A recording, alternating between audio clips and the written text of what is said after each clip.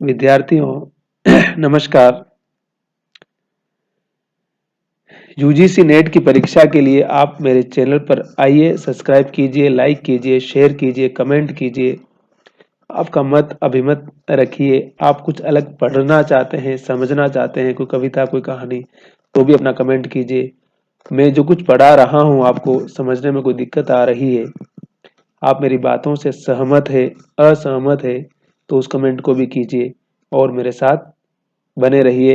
Video कृपया पूरा देखिए। हमने बहुत सारी यूजीसी नेट की कहानियों पर वीडियो आपके लिए डाले हैं। दुनिया का सबसे अनमोल रत्न कहानी हो या फिर अपना अपना भाग्य कहानी पर वीडियो भी बनाने वाला हूं मैं।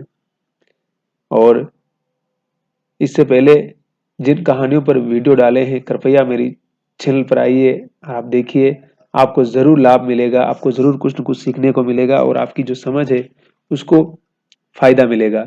इसलिए मेरी आपसे गुजारिश है कि चैनल को लाइक कीजिए, सब्सक्राइब कीजिए, देखिए और हमारे साथ जुड़िए। जैनेन्द्र कुमार जो हिंदी के बहुत ही महत्वपूर्ण लेखक थे, प्रेमचंद के समकालीन थे और संपादक थे, उपन्यासकार थे, कहानीकार थे, उनकी जो कहानी है अपना अपना भाग्य, जो कि आपके नेट के सिलेबस में शामिल है। इस कहानी के बारे में कहा जाता है कि कोई कहता है कि 1931 में छपी थी, कोई कहता है 1929 में छपी थी। उनका जो वातायन जो कहानी संग्रह था और उसमें छपी थी, और उससे पहले वो भारत मित्र नाम की जो पत्रिका थी उसमें छपकर 1929 में आई थी, ऐसा कहा जाता है। तो ये अलग बहस का विषय है, कहानी कब छपी, कब आई थी। लेकिन हमें इसको समझने की आवश्यकता है कि एक वो आजादी का समय, हमने कहा ना 1929 का जो समय है, जाहिर सी बात है प्रेमचंद भी थे उस समय, अज्ञे भी उसमें 1930 में तो उनको जेल हो जाती है और जेल चले जाते हैं वो, है ना। तो उस दौर में जो तमाम कहानीकार लिख रहे थे, उनकी कहानियों में जाहिर सी बात है कि जो सामान्य विषय थे उन पर ही लिखते हुए अपने जीवन के प्रसंगों को वो कहानी में दर्ज कर रहे थे। जैनेन्द्र की ये कहानी अपना अपना भाग्य भारतीय समाज में व्याप्त गरीबी और अमीरी के भेद को प्रकट कर रही है। और वो समय था कि जब न टेक्नोलॉजी इतनी फॉरवर्ड थी, न इतने संसाधन थे। आज तो हमारे पास मोबाइल है, तमाम चीजें हम इधर से उधर कर देते हैं, चंद सेकंडों में कुछ भी हो जाता है। लेकिन उस समय तो जाहिर सी बात है सब कुछ धीमा चल रहा था। तो उस समय की कल्पना करके भी हम समझ सकते हैं कि जिनके पास संसाधन नहीं थे, जो अभाव का जीवन जी रहे थे, उनकी दशा और दुर्दशा क्या हो सकती है। बहुत कुछ निर्देश गुम चुकने पर हम सड़क के किनारे की एक बेंच पर बैठ गए। नैनीताल की संध्या धीरे धीरे उतर रही थी। रूई के रेशे से भाप से बादल हमारे सिरों को छू छू कर बेरोक घूम रहे थे। नैनीताल का जिक्र है, वहां का दृश्य पूरा। तो वहां ठंड बहुत ज्यादा पड़ती है, आपको पता ही है, पहाड़ी इलाका है। तो वहां क्या होता है, ये पैसे वाले यानी कि जो सक्षम लोग थे उनकी स्थिति क्या है, उसको बारे में जैनेन्द्र बता रहे हैं। हल्के प्रकाश और अंधियारी से रंग भरकर कभी वे नीले दिखते, कभी सफेद, और फिर देर में अरुण पड़ जाते थे। वे जैसे हमारे साथ खेलना चाह रहे थे। पीछे हमारे पोलो वाला मैदान फैला था। पोलो जो अंग्रेजों का प्रसिद्ध खेल है, जिसमें गेंद होता है, इसको खड्डे में डालना होता है, एक कोई डंडा टेप होता है हॉकी वाला, और उसमें कुछ तीन चार प्लेयर होते हैं और खेल रहे होते हैं उसको। ये अंग्रेजों का खेल है, जिसे कहते हैं इलीट वर्ग का खेल है, अभिजात लोगों का खेल है। ये आम आदमी का खेल नहीं, हमारा खेल कबड्डी, खो खो, दौड़, लंबी दौड़, ऊंची दौड़, वहां तो अलग ही एलिट वाला ब्रिटिशर्स का खेल है वो। तो वहां मैदान था पोलो का, जाहिर सी बात है अंग्रेज लोग ही उसमें खेलते होंगे। सामने अंग्रेजों का एक प्रमोद गृह था। प्रमोद गृह ने, जहाँ ऐशो आराम, शराब वराब पीने का गृह, जहाँ सुहाना रसीला बाजा बज रहा था, और पार्श्व में था वही सुरम्य अनुपम नैनीताल। ताल में किश्तियां अपने सफेद पाल उड़ाती हुई एक दो अंग्रेज यात्रियों को इधर उधर, इधर से उधर, उधर से उधर खेल रही थी। और कहीं कुछ अंग्रेज एक एक देवी सामने प्रस्थापित कर अपनी सुई सी शक्ल की डोंगियों को मानो शर्त बांधकर सर पर दौड़ा रहे थे। कहीं किनारे पर कुछ साहब अपनी बंसी पानी में डाले सधैर्य, एकाग्र, एकस्त, एकनिष्ठ मछली चिंतन कर रहे थे। कुछ मछलियां पकड़ रहे थे, कुछ घूम रहे थे, यानी उस प्रकृति के उस सुरम्य वातावरण का वो लोग आनंद ले रहे थे। पीछे पोलो लान में बच्चे किलकारियां मारते हुए हॉकी खेल रहे थे, हॉकी भी खेल रहे थे। हॉकी तो हमारे यहीं का खेल है। शोर, मारपीट, गाली गलौज भी जैसे खेल का ही अंश था। इस तमाम खेल को इतने क्षणों का उद्देश्य बना। वे बालक अपना सारा मन, सारी देह, समग्र बल और समूची विधा लगाकर मानो खत्म कर देना चाहते थे। उन्हें आगे की चिंता न थी, बीते का ख्याल न था। वे शुद्ध तत्काल के प्राणी थे। वे शब्द की संपूर्ण सच्चाई के साथ जीवित थे, यानी कि मतलब उस अनुभूति के साथ जी रहे थे। सारे बच्चे खेल रहे थे उसको ना, तो उसको बता रहा है वो। सड़क पर से नर नारियों का अविरल प्रवाह जा रहा था और आ रहा था। उसका न और था न छोर था, यानी बहुत सारी भीड़ थी, बाहर जा रहे थे लोग। ये प्रवाह कहाँ जा रहा था और कहाँ से आ रहा था, कौन बता सकता है। सब उम्र के, सब तरह के लोग उनमें मानो मनुष्यता के नमूनों का बाजार सजकर सामने से इठलाता निकला चला जा रहा हो।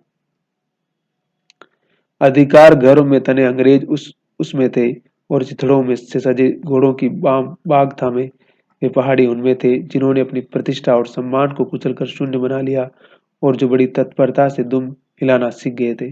अंग्रेजों का राज था, तो घोड़े पर वही बैठेंगे और आपको तो उनकी सेवा ही करनी होगी। तो वही लोग, वही पहाड़ी लोग कर रहे थे। भागते, खेलते, हंसते, शरारते करते लाल लाल अंग्रेज बच्चे थे, और पीली पीली आंखें फाड़े पिता की उंगली पकड़ कर चलते हुए अपने हिंदुस्तानी नौनिहाल भी थे। अंग्रेज पिता थे जो अपने बच्चों के साथ भाग रहे थे, हंस रहे थे और खेल रहे थे। उधर भारतीय पितृदेव भी थे जो बुजुर्गी को अपने चारों तरफ लपेटे दंड संपन्नता के लक्षणों का प्रदर्शन करते हुए चल रहे थे।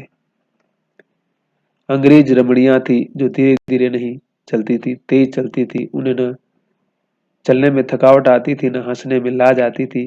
कसरत के नाम पर घोड़े पर भी बैठ सकती थी, और घोड़े के साथ ही साथ जरा जी होते ही किसी हिंदुस्तानी पर कोड़े भी फटकार सकती थी, क्योंकि मैंने कहा ना, शासन उन लोगों का था, आपको कोड़े खाने ही है। और आपको मैंने बताया ना कि अंग्रेजों के राज में हिंदुस्तानी और कुत्ते बराबर थे। ये कहावत तो आपने सुनी होगी। तो उस हुकूमत को तो उखाड़ फेंकने की जरूरत थी ना। और वही लोग आज दुनिया में ज्ञान बांट रहे हैं। समय समय की बात है। वे दो दो तीन तीन चार चार की टोलियों में निशंक निरापद इस प्रवाह में मानो अपने स्थान को जानती हुई सड़क पर चली जा रही थी। इधर हमारी भारत की कुल लक्ष्मियां सड़क के बिल्कुल किनारे किनारे दामन बचाती और संभालती हुई साड़ी की गई तहों में सिमट सिमट कर लोक लाज, स्त्रीत्व और भारतीय गरिमा के आदर्श को अपने पेस्टनों में छिपाकर सहमी सहमी धरती में आंख गाड़े कदम कदम बढ़ रही थी। लज्जा और शर्म, और वो अंग्रेज बिंदास चल रही थी एकदम मस्ती करते हुए। इसके साथ ही भारतीयता का एक और नमूना था, अपने कालेपन को खुरुच खुरुच कर बहा देने की इच्छा करने वाला अंग्रेजी दा पुरुषोत्तम भी थे, जो नेटिवों को देखकर मुंह फेर लेते थे और अंग्रेज को देखकर आंखें बिछा देते थे और दुम हिलाने लगते थे। वैसे वे अकड़ कर चलते थे, मानो भारत भूमि को इसी अकड़ के साथ कुचल कुचल कर चलने का उन्हें अधिकार मिला है। पूरे दृश्य को चित्रित किया लेखक ने कि किस प्रकार से अंग्रेज लोग जा रहे, भारतीय लोग भी जा रहे, भारतीय महिलाएं भी जा रही है। सबकी दशा दुर्दशा क्या है। घंटे की घंटे सरक गए, अंधकार गाढ़ा हो गया, बादल सफेद होकर जम गए। मनुष्यों का वह तांता एक एक कर क्षीण हो गया, यानी कि इससे शाम हो गई तो लोग कम हो गए, भीड़ भाड़ कम हो गया ना। अब इक्का दुक्का आदमी सड़क पर छतरी लगाकर निकल रहा था। हम वहीं के वहीं बैठे थे। सर्दी सी मालूम हुई, हमारे ओवरकोट भीग गए थे। ठंड पड़ रही थी भाई। बर्फबारी भी बहुत होती वहां पे ना। पीछे फिर कर देखा, एक लान बर्फ की चादर की तरह बिल्कुल स्तब्ध और सुन्न पड़ा था। सब सन्नाटा था। ललीलाल की बिजली की रोशनियां दीप मालिका सी जगमगा रही थी। वह जगमगाहट 2 मील तक फैले हुए प्रकृति के जल दर्पण पर प्रतिबिंबित हो रही थी। मतलब नजदीक में कोई, पास में कोई झील थी ना पानी की, तो उसमें उसका रोशनियां चमक रही थी उसकी। और दर्पण का कांपता हुआ, लहरें लेता हुआ वह जल प्रतिबिंबों को 100 गुना, 1000 गुना करके इनके प्रकाश को मानो एकत्र और पूंजीभूत करके व्याप्त कर रहा था। पहाड़ों के सिर की रोशनियां तारों सी जान पड़ती थी। हमारे देखते देखते घने पर्दे ने आकर इन सबको ढक लिया। रोशनियां मानो मर गई, जगमगाहट लुप्त हो गई। वे काले काले भूत से पहाड़ भी इस सफेद पर्दे के पीछे छिप गए। पास की वस्तु भी न दिखने लगी, मानो एक घनीभूत प्रलय थी। सब कुछ इस घनी गहरी सफेदी में दब गया। एक शुभ्र महासागर ने फैलकर संस्कृति के सारे अस्तित्व को डुबो दिया। ऊपर नीचे चारों तरफ निर्भेद सफेद शून्यता थी फैली हुई। सफेद शून्य नहीं कि मतलब बर्फबारी, सफेद बर्फ पड़ रहा था ना वहाँ। स्नोफॉल होता है, बर्फ रूई की तरफ बर्फ पड़ती है उस इलाके में, पहाड़ी इलाका है। तो ऐसा लगता है कि सब तरफ सफेद ही सफेद हो गया सब कुछ चांदनी रात में। ऐसा घना कोहरा मानो हमने कभी न देखा था। वह टप टप टप टप कर रहा था। मार्ग अब बिल्कुल निर्जन चुप था और प्रवाह न जाने किन घोंसलों में छा जा छिपा था। सब कुछ लगता है कि सब लोग अपने घर चले गए और तब सब कुछ सुनसान हो गया। और देखिए ये सारे दृश्य बाद में जो हमारे महत्वपूर्ण जो कहानीकार है निर्मल वर्मा, उनका जन्म 1929 में होता है और 2005 में उनकी मृत्यु हो जाती है। तो 1900 उनकी जो कहानी है परिंदे, वो भी आपके नेट के पाठ्यक्रम में शामिल है और हम उस पर भी अलग से बात करेंगे। तो ये सारा जो प्रकृति की जो साम्यता और दृश्यों को किस प्रकार से चित्रित करना, ये निर्मल वर्मा की भाषा भी बाद में इसी प्रकार की होती है। निर्मल बहुत महत्वपूर्ण कहानीकार है। उस वृद्धाकर शुभ्र शून्य में कहीं से 11-12 टन टन हो गया, जैसे कहीं दूर कब्र में से आवाज आ रही हो। हम अपने अपने होटलों के लिए चल दिए, है ना। रात का समय था, सब भाई अपने अपने होटल में रुकना है ना भाई, बाहर घूमने के लिए आए हैं तो होटल में रुकेंगे ना, तो सब अपनी अपनी जगह चल देते हैं। रास्ते में दो मित्रों का होटल मिला। दोनों वकील मित्र छुट्टी लेकर चले गए। हम दोनों आगे बढ़े, हमारा होटल आगे था। ताल के किनारे किनारे हम चले जा रहे थे। हमारे ओवरकोट तर हो गए थे, क्यों? क्योंकि बर्फ पड़ रही थी ना। बारिश नहीं मालूम होती थी, पर वहां तो ऊपर नीचे हवा से कण कण में बारिश थी। सर्दी इतनी थी कि सोचा कोट पर एक कंबल और होता तो अच्छा होता।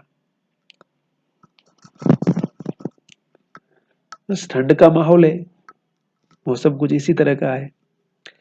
रास्ते में ताल के बिल्कुल किनारे पर बेंच पड़ी थी। मैं बेचैन हो रहा था। झटपट होटल पहुंचकर इन भीगे कपड़ों से छुट्टी पा गर्म बिस्तर में छिपकर सो रहना चाहता था। पर साथ के मित्र की सनक कब उठेगी, कब थमेगी, इसका क्या कुछ ठिकाना है, और वह कैसी क्या होगी, इसका भी कुछ अंदाज है। उन्होंने कहा, आओ जरा यहाँ बैठे। हम उस जूते कोहरे में रात के ठीक 1 बजे ताल के किनारे उस भीगी बर्फीली ठंडी हो रही लोहे की बेंच पर बैठ गए। मतलब रात का समय 1 बज रहा है और उस ठंड पड़ रही है और उस किनारे पर उस बेंच पर बैठ जाते हैं लोग। 5, 10, 15 मिनट हो गए। मित्र के उठने का इरादा न मालूम हुआ। मैंने चिल्लाकर कहा, चलिए भी, अरे जरा बैठो भी। हाथ पकड़कर जरा बैठने के लिए जब इस जोर से बैठा लिया गया तो और चारा न रहा। लाचार बैठे रहना पड़ा। सनक से छुटकारा आसान न था और जरा बैठना जरा न था। चुप चुप बैठे तंग हो गया था, कूद रहा था कि फिर मित्र अचानक बोले, देखो ये क्या है। मैंने देखा, कोहरे की सफेदी में कुछ ही दूर से काली सी सूरत हमारी तरफ बढ़ती आ रही थी। मैंने कहा होगा कोई। 3 गज की दूरी से दिख पड़ा एक लड़का। सिर के बड़े बड़े बालों को खुजलाता चला आ रहा है। नंगे पैर है, नंगे सिर, एक मैली सी कमीज लटकाए। मतलब इतनी ठंड पड़ रही है, एक तरफ इन लोगों ने इतना सारा कपड़ा पहन रखा है, फिर भी ठंड लग रही है। उसके पास न जूते हैं न कुछ भी नहीं, सिर्फ एक मैली कमीज पहनी हुई है उसने।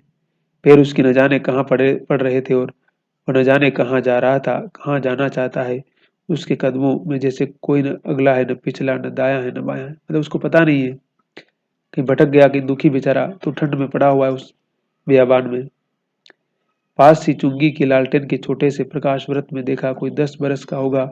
गोरे रंग का है, पर मेल से काला पड़ गया है। आंखें अच्छी बड़ी पर सूनी है।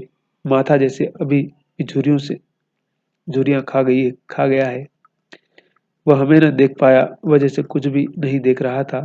न नीचे की धरती, न ऊपर चारों तरफ फैला हुआ कोहरा, न सामने का तालाब, न बाकी दुनिया। वह बस अपने विकट वर्तमान को देख रहा था। उसका वक्त मतलब उसका जीवन बहुत कष्टों से भरा हुआ था कि इतनी सर्दी पड़ रही है और उसके पास ओढ़ने के लिए कुछ भी नहीं है।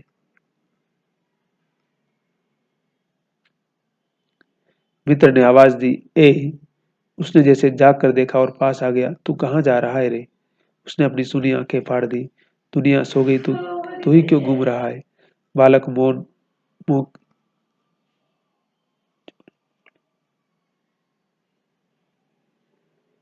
बालक मौन मुख फिर भी बोलता हुआ चेहरा लेकर खड़ा है। तो दोनों मित्र क्या बोलते हैं उसको? बालक मौन मौन फिर भी बोलता हुआ चेहरा लेकर खड़ा रहा। कहाँ सोएगा? यहीं कहीं। कल कहाँ सोया था? दुकान पर। आज वहां क्यों नहीं? नौकरी से हटा दिया। क्या नौकरी थी? सब काम, 1 रुपया और जूठा खाना। फिर नौकरी करेगा? हाँ। बाहर चलेगा? हाँ। आज क्या खाना खाया? कुछ नहीं। अब खाना मिलेगा?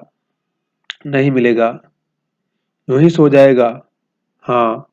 कहाँ? यहीं कहीं। इन्हीं कपड़ों से? बालक फिर आंखों से बोलकर मुख खड़ा रहा। आंखें मानो बोलती थी, यह भी कैसा मूर्ख प्रश्न है। माँ बाप है? हाँ। कहाँ? 15 कोस दूर गांव में। तू भाग आया? हाँ। क्यों? मेरे कई छोटे भाई बहन हैं, सो भाग आया। वहाँ काम नहीं, रोटी नहीं। बाप भूखा रहता था और मारता था। माँ भूखी रहती थी और रोती थी, सो भाग आया। एक साथी और था, उसी गांव का था, मुझसे बड़ा। दोनों साथ यहाँ आए। वह अब कहाँ? वह अब नहीं है। कहाँ गया? मर गया। इस तरह से उम्र में ही उसकी मौत से पहचान हो गई। मुझे अचरज हुआ, दर्द हुआ। पूछा, मर गया? हाँ, साहब ने मारा, मर गया। अच्छा, हमारे साथ चल। वह साथ चल दिया। लौटकर हम वकील दोस्तों के होटल में पहुंचे। वकील साहब, वकील लोग होटल के ऊपर के कमरे से उतर कर आए। कश्मीरी दोशाला लपेटे थे, मोजे चढ़े, पैरों में चप्पल थी, स्वर में हल्की सी झुंझलाहट थी, कुछ लापरवाही थी। ओहो, फिर आप कहिए। आपको नौकर की जरूरत थी ना? देखिए, यह लड़का है। कहाँ से लाए? इसे आप जानते हैं? जानता हूँ, यह बेईमान नहीं हो सकता। अजी, ये पहाड़ी बड़े शैतान होते हैं। बच्चे बच्चे में गुण छिपे रहते हैं। आप भी क्या अजीब हैं, उठा लाए कहीं। लो जी, ये नौकर लो। मानिए तो ये लड़का अच्छा निकलेगा। आप भी जी, बस खूब है। एरे गेरे को नौकर बना लिया जाए, अगले दिन वो न जाने क्या क्या लेकर चपत हो जाए। आप मानते ही नहीं, मैं क्या करूं? माने क्या खाक? आप भी जी। अच्छा, मजाक करते हैं। अच्छा, अब हम सोने जाते हैं। और वे 4 रुपए रोज की किराए वाले कमरे में सजी मसहरी पर सोने झटपट चले गए। मतलब वो बच्चा आता है और ये लोग अपना बातचीत कर रहे हैं। वकील साहब को नौकर की जरूरत थी, लेकिन उन्होंने कहा कि जब तक हम उसको जानेंगे नहीं, पहचानेंगे नहीं, उसको रखना मुश्किल है हमारे लिए। उसकी भूख, उसकी गरीबी, उसकी उन सारी चीजों से उसका कोई वास्ता नहीं है। देखिए, जीवन शैली का कितना फर्क पड़ता है। जिनके पास सब कुछ है, वो किसी की परवाह नहीं करते, और जिनके पास कुछ भी नहीं है, उनको सारी दुनिया की परवाह करनी पड़ती है। ऐसा ही हालत इस बच्चे के साथ है। वकील साहब के चले जाने पर होटल के बाहर एक आकर मित्र ने अपनी जेब में हाथ डालकर पटोला, पर झट कुछ निराश भाव से हाथ मार कर मेरी ओर देखने लगे। हाँ, क्या है? इसे खाने के लिए कुछ देना चाहता था। अंग्रेजी। मित्र ने कहा, मगर 10-10 के नोट है। नोट ही शायद मेरे पास है, देखो। 10-10 के नोट मतलब उसमें 10 का मतलब आज का 2000 रुपये मान लीजिए। तो उसको 1 रुपया देना चाहते थे या 50 पैसा, उसमें तो आना वाना सब कुछ चलता था ना। तो उससे कम से कम वो खाना खा लेते, देर रात भूखा भी था ना वो। सचमुच मेरी जेब में नोट ही थे। हम फिर अंग्रेजी में बोलने लगे। लड़के के दांत बीच बीच में टकरा उठते थे, कड़ाके की सर्दी थी, वो मतलब ठंड से कांप रहा था। मित्र ने पूछा, तब? मैंने कहा, 10 का नोट ही दे दो। सक पकाकर मित्र मेरा मुंह देखने लगे। अरे यार, बजट बिगड़ जाएगा। हृदय में जितनी दया है, पास में उतने पैसे तो नहीं है। कह रहा है कि हम 10 रुपए इसको दे देंगे तो हमारा जो इधर हिसाब किताब का मैटर सारा बिगड़ जाएगा। तो वो लोग उस पर दया दिखाने के बावजूद भी कुछ नहीं कर पाते हैं। मित्र चुप रहे। तो जाने दो, ये दया ही इस जमाने में बहुत है, मैंने कहा। बोला कि दया ही काफ़ी है, पैसा तो नहीं है। मित्र चुप रहे, जैसे कुछ सोचते रहे, फिर लड़के से बोले, अब आज तो कुछ नहीं हो सकता, कल मिलना। वह होटल डीप पब जानता है, वहीं कल 10 बजे मिलना। हाँ, कुछ काम देंगे ज़रूर हुजूर। हाँ हाँ, ढूंढ दूंगा। तो जाऊं? लड़के ने निराश आशा से पूछा। हाँ, ठंडी में सांस खींचकर मित्र ने कहा। कहाँ सोएगा? यहीं की बेंच पर, पेड़ के नीचे, किसी दुकान की भट्टी में। क्योंकि उसका कोई ठिकाना नहीं था, उसके पास तो कुछ था भी नहीं। उसने अपनी सारी कहानी बता दी थी। बालक कुछ ठहरा, मैं असमंजस में रहा। तब तक प्रेत गति से एक और बड़ा और कोहरे में मिल गया। हम भी होटल की ओर बढ़े। हवा तीखी थी, हमारे कोटों को पार कर बदन को तीर सी लगती थी। सिगड़ते हुए मित्र ने कहा, भयानक शीत है उसके पास, बहुत कम कपड़े। ये संसार है यार, मैंने स्वार्थ की फिलॉसफी सुनाई। चलो पहले बिस्तर में गर्म हो लो, फिर किसी और की चिंता करना। उदास होकर मित्र ने कहा, स्वार्थ जो कहो, लाचारी कहो, निठुराई कहो या बेहयाई, लेकिन इसको तुम जो भी कहो, लेकिन बस जीवन का सच यही है। दूसरे दिन नैनीताल स्वर्ग के किसी काले गुलाम पशु के दुलारे का वह बेटा बालक निश्चित समय पर हमारे होटल डीपाव में नहीं आया।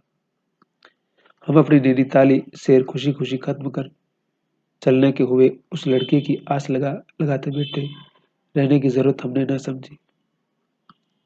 हमें क्या लेना देना उससे, वो आए ना आए, हम तो हमारा घूम घाम के निकल गए। मोटर में सवार होते ही थे कि वह समाचार मिला। पिछली रात एक पहाड़ी बालक सड़क के किनारे पेड़ के नीचे ठिठुर कर मर गया। मरने के लिए उसे वही जगह, वही 10 बरस की उम्र और वही काले चिथड़ों की कमीज मिली। आदमियों की दुनिया ने बस यही उपहार उसके पास छोड़ा था कि जिंदगी वही थी। बस 10 बरस की उम्र में उस बेंच पर उसको जिंदगी से अलविदा कहना पड़ा। पर बताने वालों ने बताया कि गरीब के ऊपर छाती, मुट्ठी और पैरों पर बर्फ की हल्की सी चादर चिपक गई थी, मानो दुनिया की बेहयाई ढकने के लिए प्रकृति ने शव के लिए सफेद और ठंडे कफन का प्रबंध कर दिया था। याद रखिए, कफन कहानी उसी के आसपास आती है, 1935 में आती है। प्रेमचंद की कहानी कफन है। करीब शायद दुनिया इतनी बेहया हो गई थी कि मतलब प्रकृति ने उसके लिए शायद वो बर्फ, स्नोफॉल का जो चादर था उसके बदन पर ढक दिया था। सब सुना और सोचा अपना अपना भाग्य, और सबने सुना और इस बात को समझा कि सबकी अपनी अपनी किस्मत है। लेकिन वास्तविक जो जिंदगी है कि अगर आपके पास आर्थिक स्थिति बहुत खराब है, आप आर्थिक रूप से सक्षम नहीं है, तो इस दुनिया में सफर करना, इस दुनिया में सर्वाइव करना बहुत मुश्किल है। अपने अपने भाग्य की बात करके हम अपने आप को तसल्ली जरूर दे सकते हैं, लेकिन असली जो समस्या है, वास्तविक जो समाधान है, अगर उसकी तरफ हम नहीं बढ़ते हैं तो सच में हमारे पास कोई समाधान नहीं है। इस कहानी में लेखक ने कोई पात्र का नाम नहीं दिया है, लेकिन पूरा नैनीताल का दृश्य हमारे सामने अंकित कर दिया है। और गरीबी और अमीरी का जो फासला है, अंग्रेजी हुकूमत का अपना जो तांडव है, उन सारी चीजों को कहीं कहीं लेखक दर्ज करता है। और दर्ज करता है कि एक गरीब बच्चा जो 10 साल का है मात्र, गरीबी, भूख और ठंड से मर जाता है, लेकिन उसको किसी की परवाह नहीं है। और वही बड़े बड़े अमीर और कुलीन लोग लाखों करोड़ों रुपया ऐसे ही लुटा देते हैं, बर्बाद कर देते हैं। और एक छोटा सा जो बालक है, जो उसको सिर्फ ठंड से ढकने के लिए कपड़ा चाहिए था और खाने के लिए कुछ रोटी चाहिए थी, उसकी भी उसको, वो भी उसको मयसर नहीं हो पाती है। तो ये जो आर्थिक असमानता है समाज की, वो कितनी घातक और कितनी भयानक है। और उस पर समाधान देना या उसका समाधान ढूंढना किसकी जिम्मेदारी है, इस सवाल का सामना कौन करेगा? क्या हम सिर्फ इसको भगवान के भरोसे या भगवान का भाग्य मानकर भुला देंगे, या हम हमारे समाज की जो आर्थिक असमानता की जो स्थिति है उस पर विचार करेंगे और इस समस्या का समाधान ढूंढेंगे? सवाल फिर वहीं आकर खड़ा हो जाता है। आपने हमें अंत तक सुना, इसके लिए बहुत बहुत आभार।